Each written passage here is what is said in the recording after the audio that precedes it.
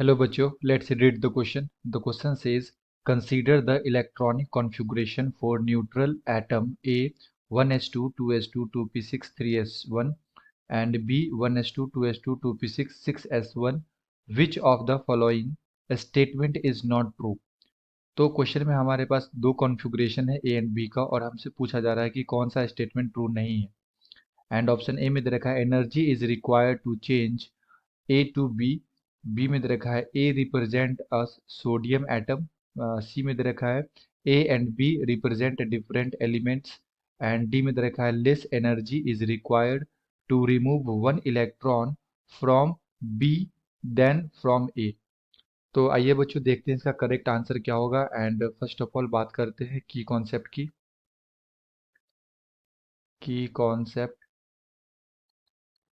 तो क्वेश्चन आया बच्चों फिजिकल प्रॉपर्टीज ऑफ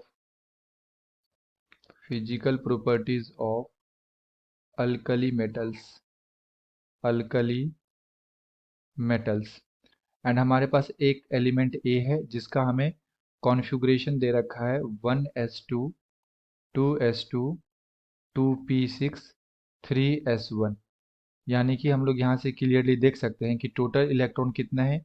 टोटल यहाँ पे 11 इलेक्ट्रॉन है एंड एटॉमिक नंबर 11 किसका होता है? सोडियम का होता है। तो ये जो ए है ये रिप्रेजेंट कर रहा है सोडियम को, Na को। एंड बी है हमारे पास, इसका कॉन्फ़िगरेशन है 1s2, 2s2, 2p6, 6s1। तो यहाँ पे भी बच्चों हमारे पास टोटल कितने इलेक्ट्रॉन है? ये टोटल हमारे पास यहाँ पे भी 11 इलेक्ट्रॉन है। तो ये भी रिप्रेजेंट कर रहा है किसे? सोडियम को ही रिप्रेजेंट कर रहा है। बट यहाँ पे एक ये चीज़ है कि यहाँ पे हमें दे रखा है 3s1। सो ये क्या है? सोडियम का एग्जैक्ट इलेक्ट्रॉनिक कॉन्फ़िगरेशन है, मतलब वो न्यूट्रल है बेसिकली। ठीक है, ये एग्जैक्टली सोडियम का ये कॉन्फ़िगरेशन आता है। बट यहाँ पे 6s1 दे रखा है। इट मीन्स कि जो एस के अंदर इलेक्ट्रॉन है वो मे बी जंप करके 6s सबसेल के अंदर चला गया हो। ठीक है, तो ये हमारे पास दे रखा है। एंड ऑप्शन ए में हमारे पास है यहाँ पे energy is required to change A to B. तो ए से बी जाने के लिए एनर्जी की रिक्वायरमेंट होगी, ऑप्शन ए में ये बोल रहा है। तो यस होगी, क्योंकि जो हमारा ए है इसके पास लास्ट इलेक्ट्रॉन जो है वो 3s सबसेल के अंदर गया है और बी के अंदर जो लास्ट इलेक्ट्रॉन है वो गया है बच्चों 6s के अंदर गया है, सबसेल के अंदर गया है। तो यहाँ से क्लियरली हम लोग देख सकते हैं कि जो हमारा ए के अंदर इलेक्ट्रॉन गया है ये थर्ड सेल के अंदर गया है। यानी कि ये 3 जो है ये सेल को रिप्रेजेंट करता है, ऑर्बिट को रिप्रेजेंट करता है। तो ये थर्ड ऑर्बिट से ये सिक्स ऑर्बिट के अंदर जाएगा, सिक्स सेल के अंदर जाएगा। तो इसको एनर्जी की रिक्वायरमेंट होगी। ठीक है, इसे एनर्जी रिक्वायर्ड होगी, रिक्वायर्ड।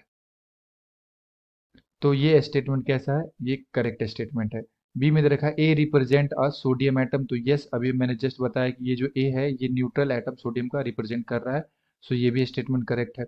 सी में दे रखा है A and B represent different elements. तो ए और बी जो है वो डिफरेंट एलिमेंट को रिप्रेजेंट कर रहा है। तो हम ऐसा नहीं बोल सकते, क्योंकि इसके पास भी 11 इलेक्ट्रॉन है एंड इसके पास बी के पास भी 11 इलेक्ट्रॉन है।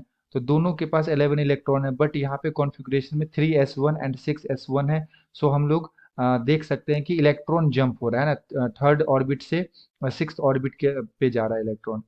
तो ये दोनों क्या हो रहा है बच्चों? सेम ही एलिमेंट को रिप्रेजेंट कर रहा है। Okay, so the option number C is the incorrect, मतलब ये स्टेटमेंट इनकरेक्ट है एंड हमसे ये पूछा गया था।